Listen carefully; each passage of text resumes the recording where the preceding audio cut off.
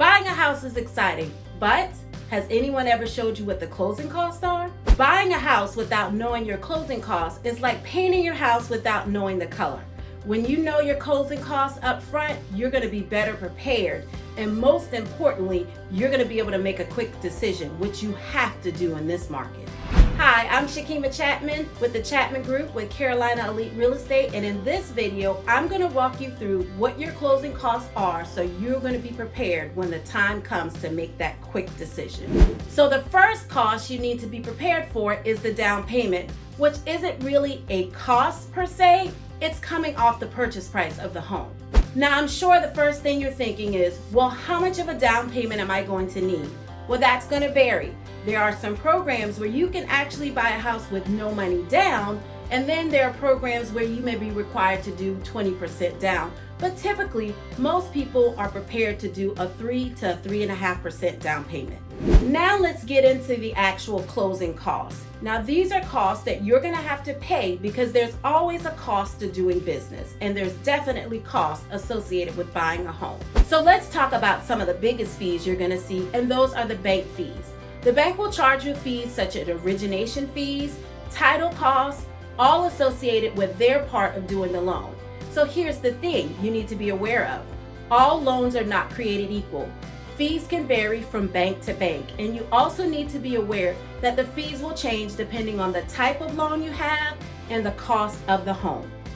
So another bank fee you'll have is the appraisal. And I like to talk about this cost because depending on the lender, you may pay this up front or you may pay it at closing. In our area, you can anticipate paying anywhere between $400 to $600 for your appraisal. Now, the reason why you're paying for the appraisal is because the bank is investing in this property just like you. And so the bank wants to make sure that the property you're buying at the purchase you're buying is a good investment. So another cost or fee you need to be concerned about is your earnest deposit. An earnest deposit is just a good faith deposit that you're going to put down and have held in escrow while you go through the loan process.